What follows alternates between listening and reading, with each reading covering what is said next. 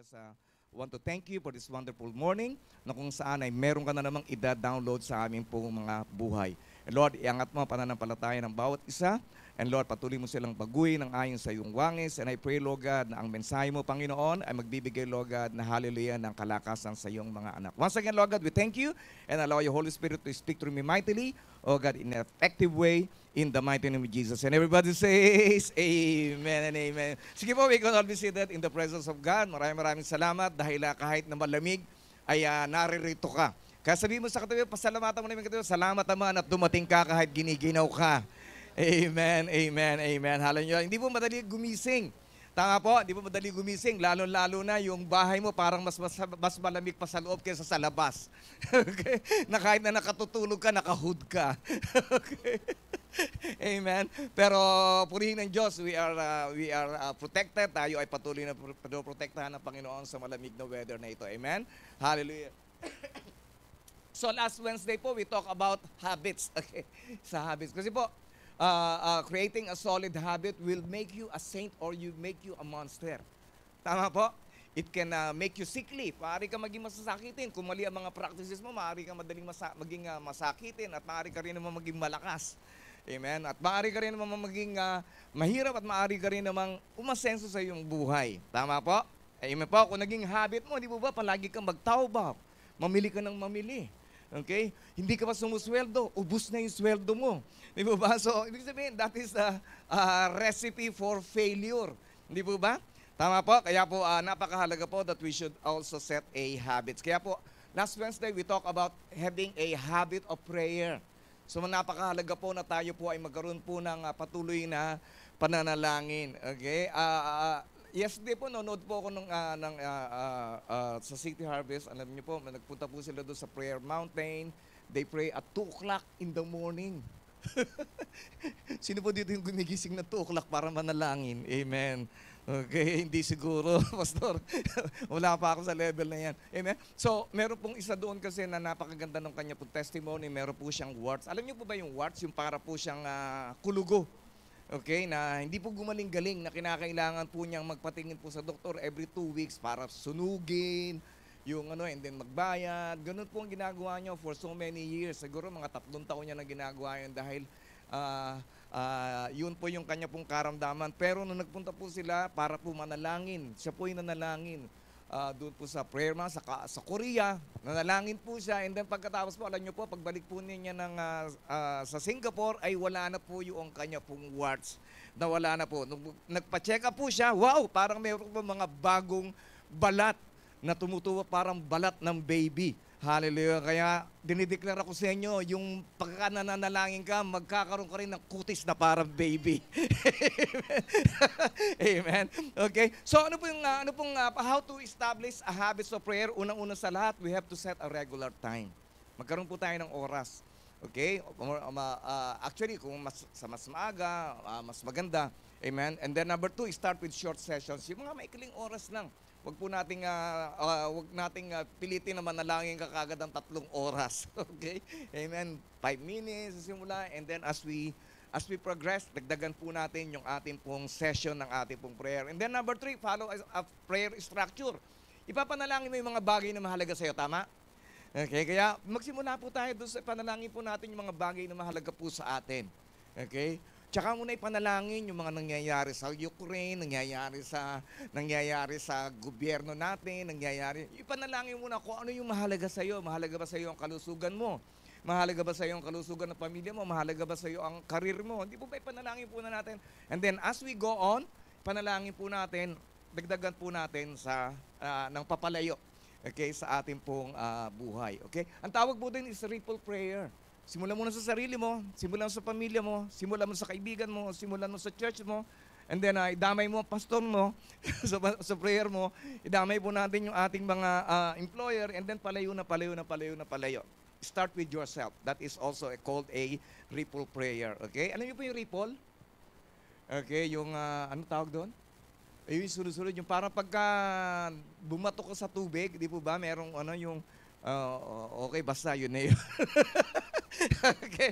And then, be persistent and be patient. Okay? Anyway, buhay mo naman muna pinagpe-pray mo. So, di ba? Be persistent. Ano bang gusto mo sa buhay mo? Di ba? Kung ano bang gusto mong mangyari ngayong taong ito, be persistent. Di ba? Gusto ko maging healthy, be persistent. Gusto mo ma-promote ka sa trabaho, be persistent. Hindi po ba? Gusto mo na managdagan ng savings mo, be persistent. Di ba? Gusto mo na medyo magulo ang buhay mo, di mo alam kung magtutuloy ka pa ng pag-aaral, magtatrabaho ka na, be persistent. Di ba? Hingi ka ng guidance sa Panginoon. Kaya po, it's very, very important for us to establish a habit of prayer. So tayo po, since this is January, di po ba, ang ating pong series is about fresh start. Sino po dito yung gusto nyo magkaroon kayo ng mga bago sa inyo pong mga buhay? Amen. Hallelujah. Praise God. So napakahalaga po that we have to do something different. Kung gusto mo magkaroon ng pagbabago, kinakailangan meron kang bagay na gagawin na kakaiba. Okay, so ano yung pinaplano mong gawing kakaiba ngayong taong ito? Okay, amen. So kung wala po tayong gagawin kakaiba, magiging pareho lang yung resulta. Tama po? So it's very important for us to establish something different in our life. Alam niyo po, si Noah after nung baha, meron po siyang ginawang kakaiba. Ano po yung unang-una po niyang ginawa as a fresh start sa kanya pong buhay? Siya po ay gumawa ng altar. Nagano po siya ng offering po niya, hindi po ba? And then si Paul, si Apostle Paul, dahil po ang tawag po sa kanya is Saul. Ano pong ginawa po niyang kakaiba sa kanya pong buhay? Dati po siya napaka-reliyosong tao, sa kanya pong religion. Akala po niya yun po yung tama. So yun po yung kanya pong pinaniniwalaan na tama. Kaya po lahat po ng kakaiba pong religion ay kanya pong pinag-uusig. Lalo-lalo na po yung mga Kristiyano. Kaya nung siya po ay nabago po ang kanya pong pananaw sa kanya pong buhay. Nakita po niya ang Panginoon, narinig po niya ang tinig ng Panginoon. Ang ginawa po niya, ano pong ginawa po niya? Nag-fasting at siya po ay nanalangin. Amen? Kaya sino po dito yung gusto magkaroon pagbabago ang buhay?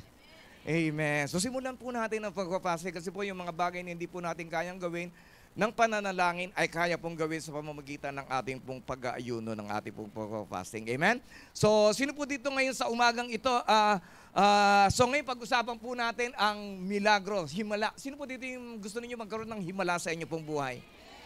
Okay, so lahat po ba? Parang iba ayaw ninyo. Sino po dito yung gusto ninyo ng himala sa inyo pong buhay? Amen. Okay, so all of us wants to have miracle in our life. Hindi po ba? Gusto po natin ng himala sa ating pong buhay, himala sa ating pong pamilya, himala po sa ating pong kagalingan, himala po sa ating pong mga relationships. We want miracles in our life. But miracles only available for those who believe and who obey God's commandments. Amen. Ang milagro ay available lamang sa mga tao na gusto pong magbago, na gusto talaga na sumunod sa ating pong Diyos at manampalataya sa Kanya pong mga salita. So ngayon pag-usapan po natin how to receive miracles. Paano ba tayo makakatanggap ng milagro? Nais po natin na lahat ng milagro, pero alam po natin na Diyos lamang nakakagawa ng milagro. Amen? Hallelujah po. Alam natin na siya lamang nakakagawa ng milagro. We need a miracle in our future. We need miracle sa pagbabago ng ating mga asawa. We need miracle in our ministry, in our relationship, in finances. Okay, so pero ang mabuting balita po, miracle is available for you. Okay, sabi mo sa katabi mo, miracle is available for you. Okay, amen. Why? Because Jesus is our Lord, He is our Savior, and He is a miracle working God. Amen? Alam po natin, hindi po siya nagbabago kahapon, ngayon at magpakilan pa man. Naggagawa po siya ng milagro noon, gagawa rin siya ng milagro sa buhay mo ngayon. Amen?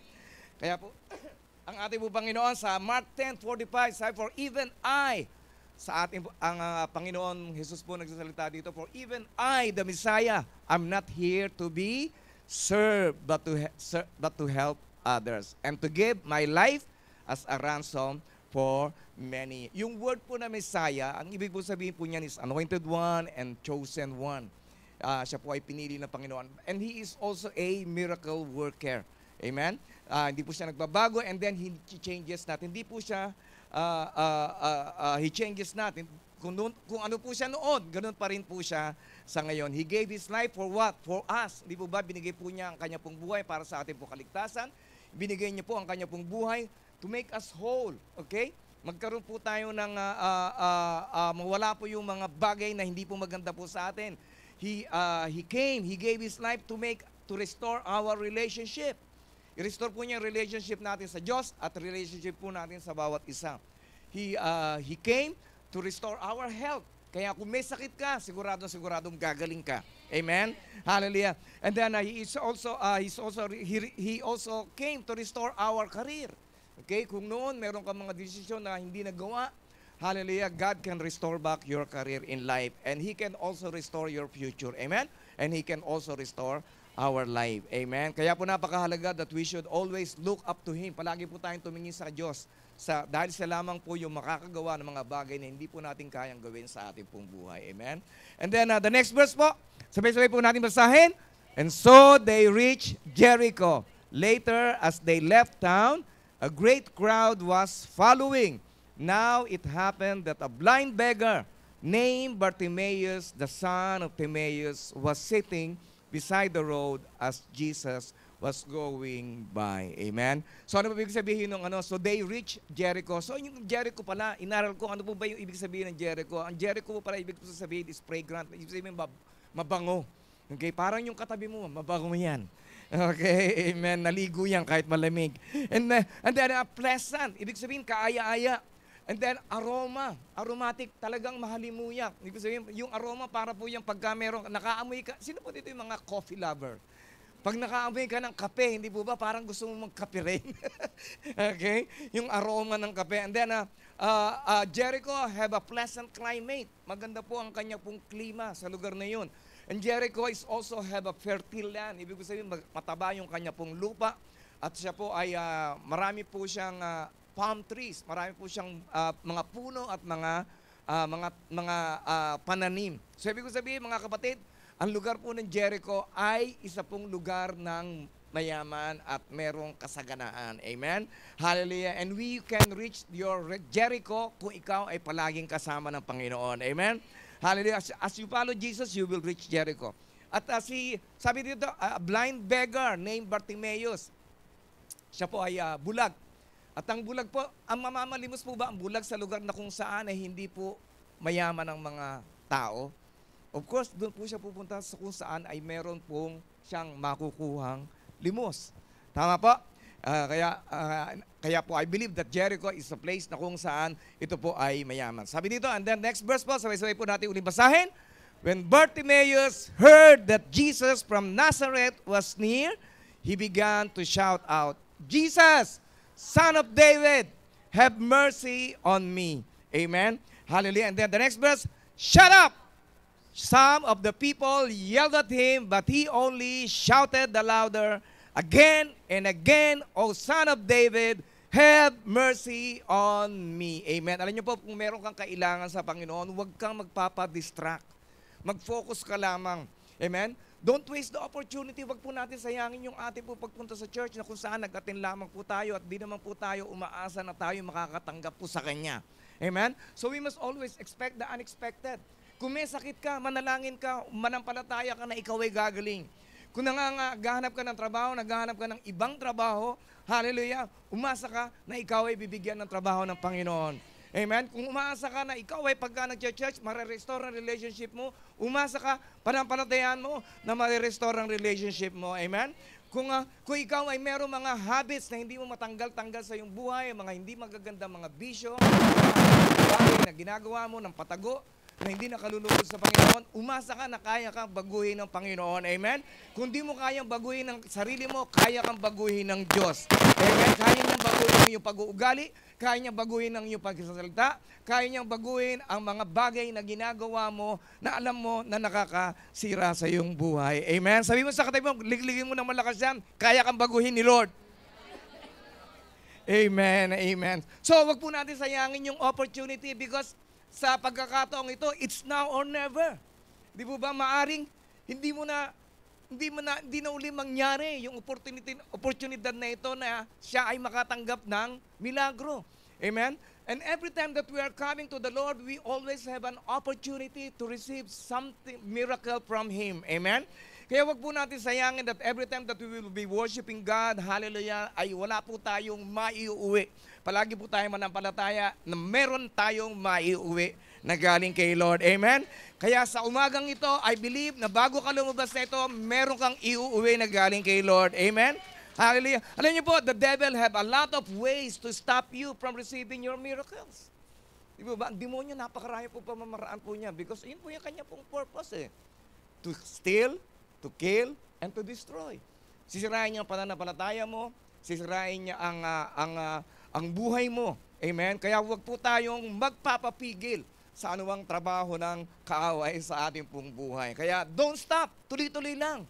Amen? May mga challenges, may mga problema, basta tuloy-tuloy lang. Malamig ang panahon, nag-11 degrees, nag-5 degrees, tuloy-tuloy lang ng pag-church. Amen? Hallelujah. Maya-maya, di po ba, kanina pagpasok niya parang ang lamig-lamig.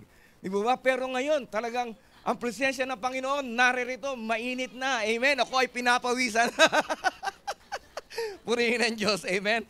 Kaya po tuloy-tuloy lamang. Okay? Amen? So, otherwise, kung magpapapigil ka, hindi mo makukuha ang milagro ng Panginoon sa iyong buhay. Sabi dito, again and again. Okay? So, we should be persistent. Dapat tuloy-tuloy. Wala pong nakukuha ang mga tao pong pahinto-hinto. Kaya, if you really want to get something big from God, pray. Pray. Pray and pray and pray and pray and pray. Amen? Hallelujah. Yan po yung tuturo po sa atin. And keep on asking God what you want in life. Sabi, and then, next verse po, sabay-sabay po natin basahin uli. When Jesus heard him, he stopped there in the road and said, "Tell him to come here." So they called the blind man. "You lucky fellow," they said, "come on, he's calling you." Amen. So mga kapatid, palagi po nadidinig ng Panginoon yung pong mga panalangin ng mga makukulit manalangin. Amen. Sabi mo sa katabi mo, kulitan mo ng pananalangin kay Lord. Okay, amen. Hallelujah. Kasi po, ang Diyos, actually, kaya naman po niya ibigay right away ang ating pong mga prayer. Pero bakit hindi po niya agad binibigay? Dahil gustong Panginoon, gusto niya makita kung gaano ka kaseryoso sa iyong mga hinihingi. Amen? If you are really serious, you will pray for it persistently. Ngayon naman, kung hindi naman, you will not receive anything from Him. Amen? Hallelujah. Sometimes the prayer, ang kasagutan po sa panalangin, it takes time. Okay? Kaya wag po nating madaliin ng Panginoon, parang pinipilipit po na, Panginoon, bigay mo na yung gusto kong prayer, yung hinihintay ko. Ang tagal-tagal na. Okay? So, ano po natin, let's wait for God's timing, God's perfect timing. Amen? Okay, so palagi po sinasabi ito, ang pagpapala ng tanggap po ng maaga, minsan ay nagiging sumpa. Bakit? Kasi hindi ka handa. Di ba? Baka bigyan ka ng 1 milyon ng pataka ngayon ng Panginoon, di ba? Baka mabaliw-baliw ka. Di ba? O kaya bigla ka atake sa puso, ay, 1 milyon. Okay. Okay? Amen? Kaya po, we should be prepared. Dapat po palagi po tayong maging handa. Amen? Hallelujah. Kaya, and then Bartimaeus yanked off his old cloth and flung it aside, jumped up and came to Jesus. Alam niyo po ba yung mga pulubi sa Israel during that time, meron po silang coat na para po yun yung kanila pong identity. Yun po yung kanila pong ID para po sila ay makapalimos. Okay? Yun po yung kanila pong balabal. Pero sinabi dito, he yanked off, itinapon niya yung kanya pong balabal, kaya sa umagang ito, itapon mo na yung balabal ng kawalan mo ng pananampalataya at pagdududa sa pagsalita ng Panginoon. Itapon mo na yung balabal ng kasalanan na nagiging dahilan ng hindi mo pagtanggap ng mga pagpapala kay Lord. Itapon mo na yung balabal ng mga maling pamumuhay, ng mga maling bisyo, ng mga maling paniniwala sa iyong buhay. Itapon mo na yung balabal ng katamaran sa pananalangin at paglapit sa Diyos. Amen? Hallelujah. Kaya sabi mo sa katabi mo, malaglagay mo ng malakas siya, itapon mo na, itapon mo na, itapon mo na. Okay? At isuot po natin yung balabal ng tamang pamumuhay. Isuot po natin yung balabal ng katapatan. Isuot po natin yung balabal ng pag-ibig. Isuot po natin yung balabal ng pananampalataya at tanggapin mo ang iyong himala. Amen. Hallelujah. Because that's the only way where we can receive from God. Yung patuloy po tayong manampalataya sa Kanya pong mga salita. Amen. Hallelujah. And then the next verse, what do you want me to do for you? Jesus asked, "Oh teacher," the blind man said, "I want to see."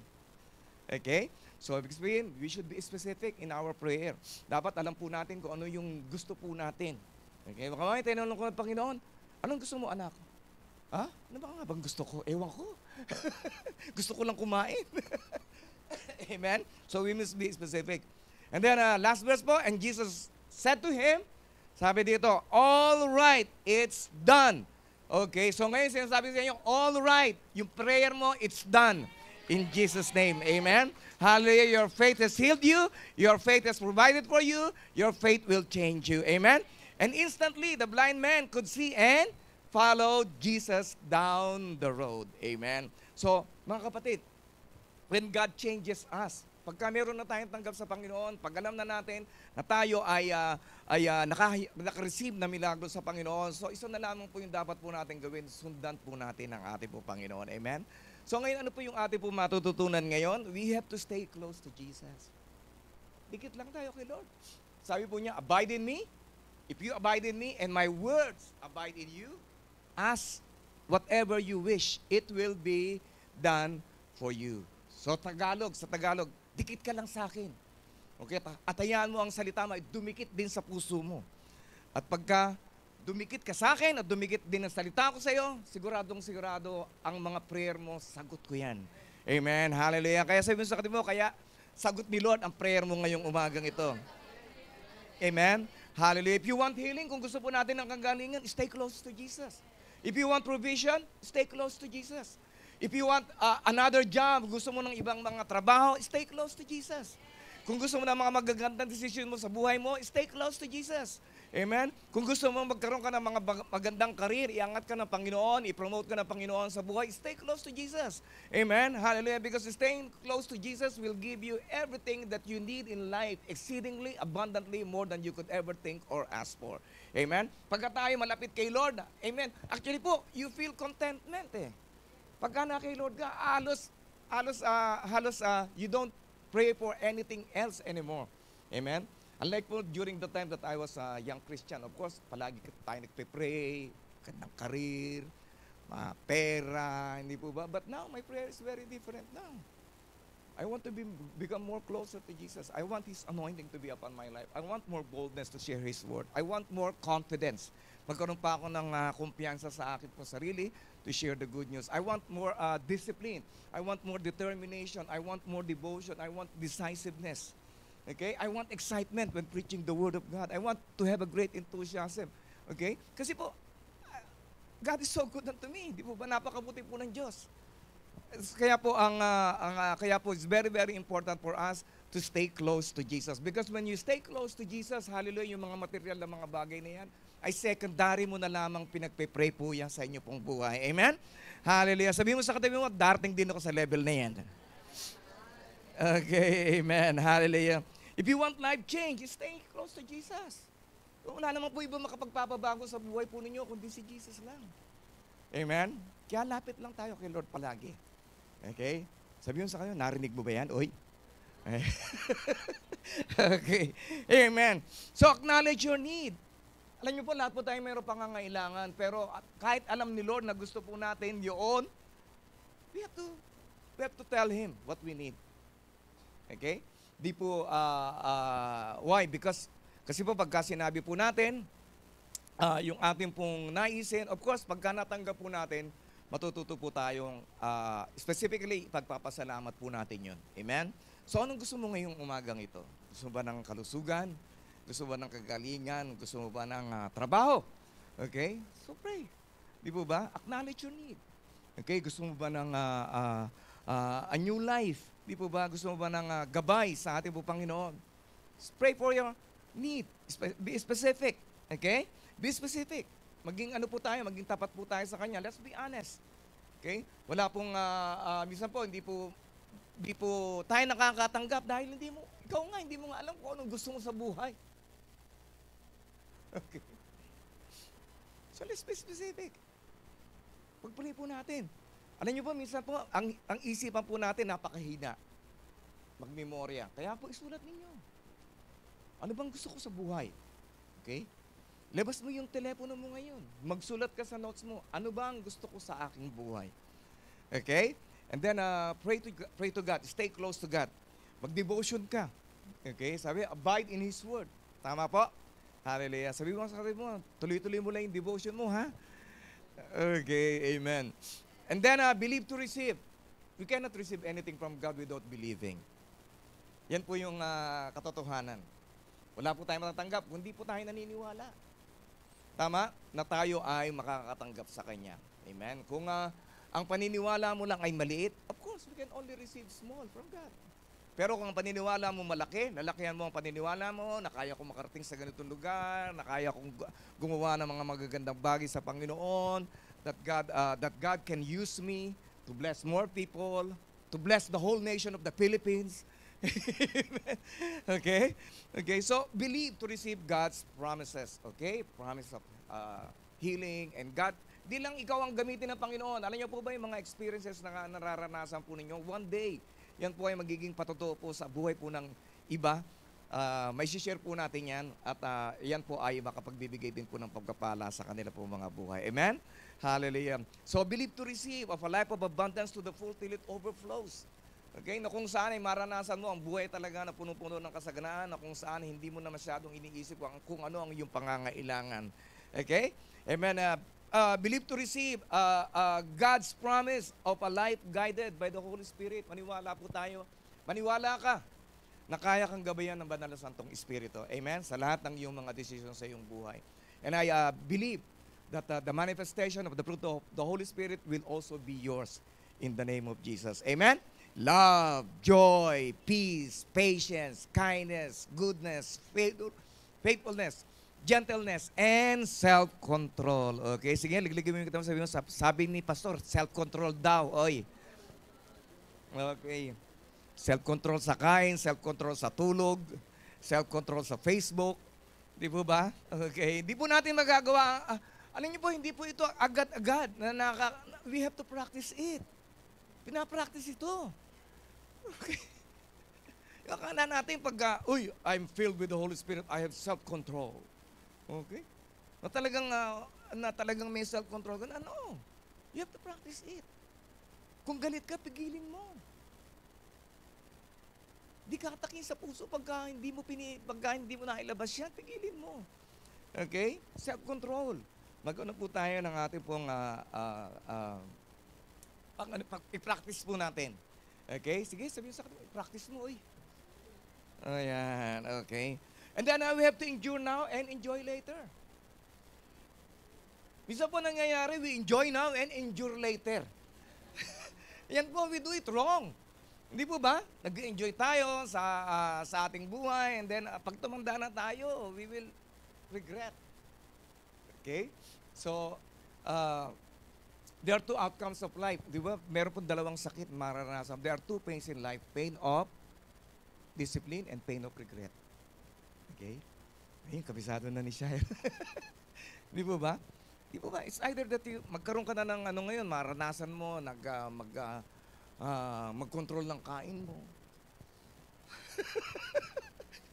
Di ba? So that when you reach 65, hindi ka overweight o naka-wheelchair. Di ba ba? We have to be disciplined. Maging disiplina. Ako po, lalo-lalo na po ako, although I'm already 62, kahit na po wala po sa itsura, alam ko po yun. Pero I have to be more disciplined now, lalo na po sa pagkain. Di po ba?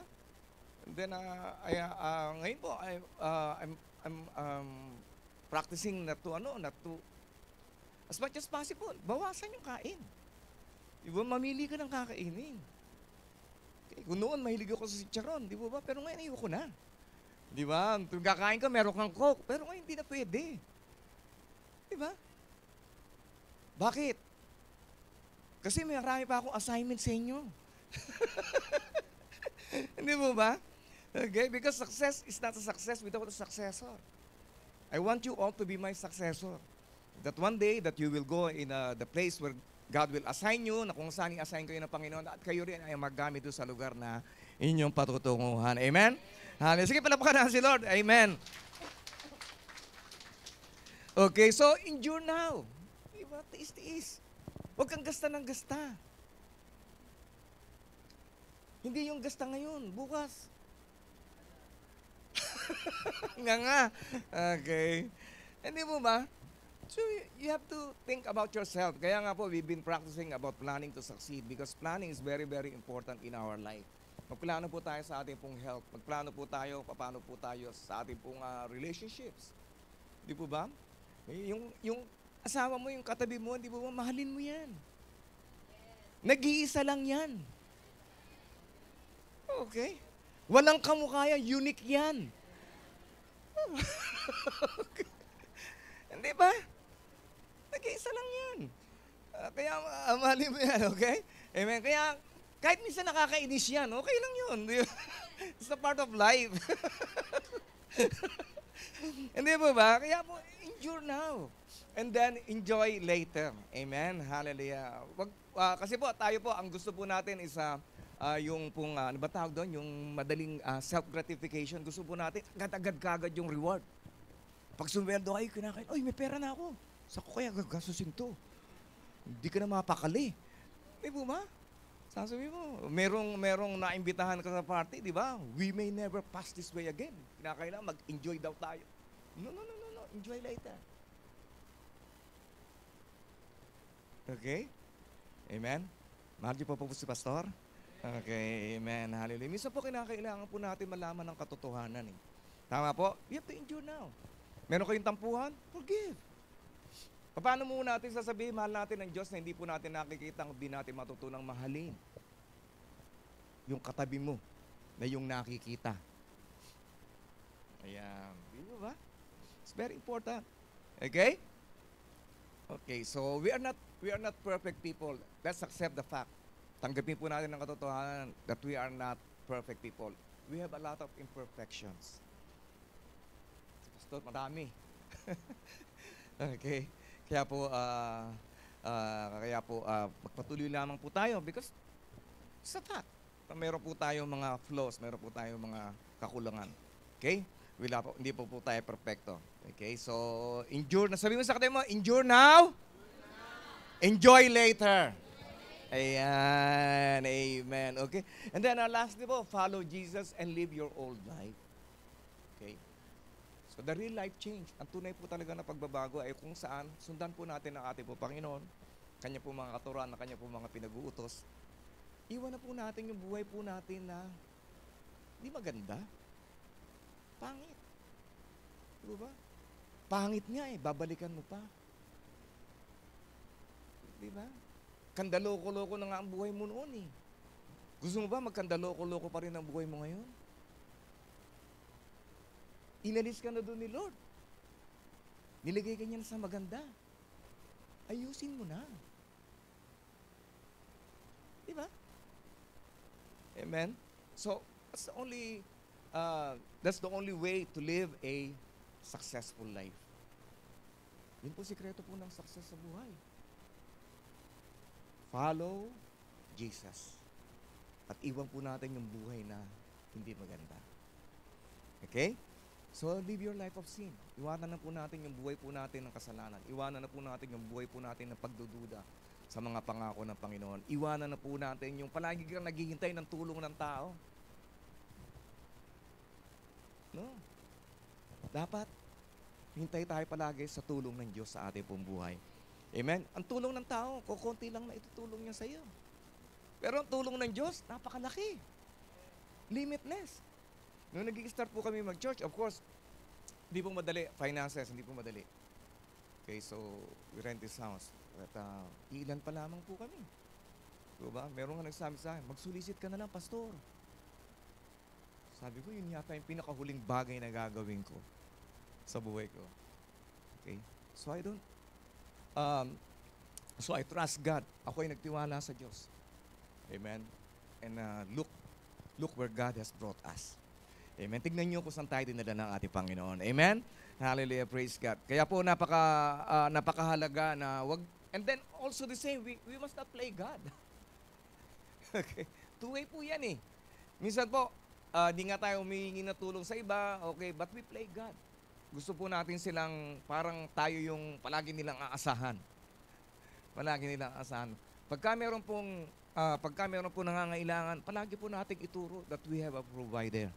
Na meron po tayo yung Diyos na magpuprovide ng mas higit sa ating mga pangangailangan. Amen? Hallelujah. Praise God. Sige, palapakan si Lord. And then live your life of following only yourself. Okay? Yung diskarte mo. Okay? Di ba? Ito yung tama. So bago ka magdesisyon ng mga malalaking mga bagay, tanungin mo na si Lord. Baka naman mamaya, plano mo lang yan. Yan lang yun nasa isip mo na tama. Okay?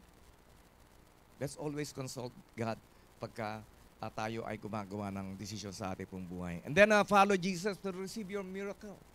Okay? Wala pong nakakatanggap ng milagro sa kanila pong buhay na hindi po sumusunod sa Diyos. Amen. Hallelujah. Kaya sabihin mo sa katabi mo, kaya ikaw sunod ka lang ng sunod kay Lord. Amen. Hallelujah. And as you follow Jesus, believe that you will be receiving a miracle of healing, miracle of restoration, miracle of provision, miracle of guidance, and miracle of life change. Amen. Hallelujah. Sino po dito yung gusto niyo makatanggap na malalaking milagro sa Panginoon sa umaga ito? Sige po, tayo pong lahat ay tumayo. Hallelujah. Let's all pray. Panginoon, once again, Lord God, we just want to thank you dahil kami yung tinawag. And Lord, we will follow you. Iiwanan po namin ang buhay po namin na punong-puno ng kasalanan, punong-puno ng pagdududa. And Lord, we want, Lord God, to endure, Lord God, kung ano po yung dapat po namin pagtiisan. Because we want, Lord God, to enjoy our life later with you, with our family, with our loved ones, with the church, oh Lord. Hallelujah, that we will enjoy, Lord God, all the promises that you have stated in your word, oh God. And Lord, we will believe every promises, oh God. Hallelujah, that you have spoken. Maniniwala po kami at hindi po kami magdududa, O Lord, sa lahat ng iyong mga pangako. Maghihintay kami, Panginoon. Hallelujah. For the right time that you have spoken, O Lord. Maraming salamat, Panginoon, that you have opened our eyes na ikaw ang aming pong kailangan ngayon, bukas at magpakailan pa man. Lord, give us, Lord God, the empowerment, the anointing to stay close to you. No matter what happened, na kahit anumang pong mangyari, anumang mga bagyo, anumang mga challenges, anumang mga problema ang aming pong mga pagdaanan, O Lord, hallelujah, ikaw ay palagi naming kasama. Maraming salamat, Panginoon, because you are good and you are a